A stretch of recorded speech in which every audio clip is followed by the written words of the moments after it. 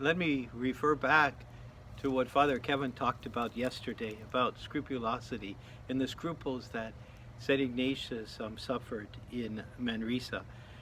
One effect of them was that he became more of a master of the spiritual life.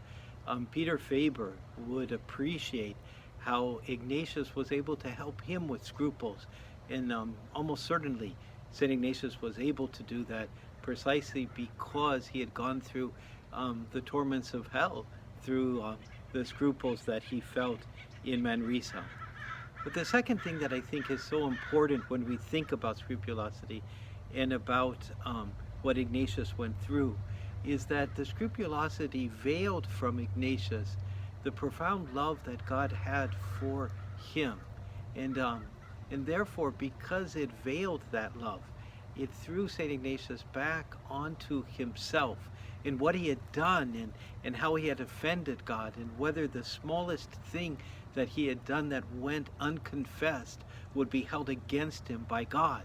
And so therefore he had to go to confession time and time again, fearing that he had left out one sin or another. It drove his confessor, no doubt, crazy, until the confessor forbade him to confess anything that he had done in the past, saying, you have expressed sorrow, penance for what you have done.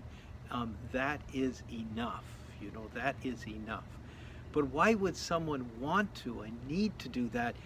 Because someone didn't sense that God profoundly loved and forgave him. And that was the root of the problem with scrupulosity. And in a real sense, the danger that scrupulosity always presents is it veils from us the fact that God loves us. Now, it is true that we can simply dismiss things that we do, things that we feel, how we live by saying, I'm okay with God. God's okay with me, and I'm okay with God. God loves me, and therefore we short circuit the need that love creates to convert us, to bring us closer to God. We can do that. There's no question about that. But when we profoundly love God, and we sense in that love this inner motion, these inner motions to try to live as faithfully with God, to give God everything out of love, not out of guilt, not out of fear, then we are allowing that great goodness of God to penetrate us and to change us. Scrupulosity goes in a different direction. You must change or you're condemned. And that might happen at the beginning of one's spiritual life, but when one is further along, it really is a block from the love of God penetrating our hearts as much as God really wants to. And so for St. Ignatius, the hell he went through because of scruples was a moment when he was no longer able to sense God's love.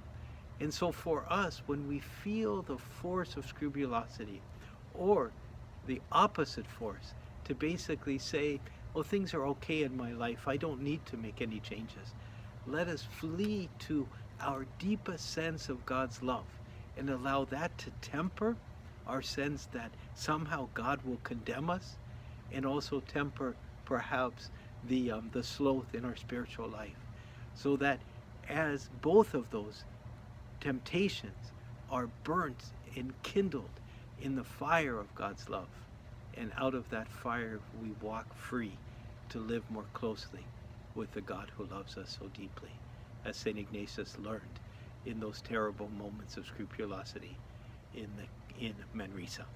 And that's the wisdom we glean from the Autobiography of St. Ignatius today.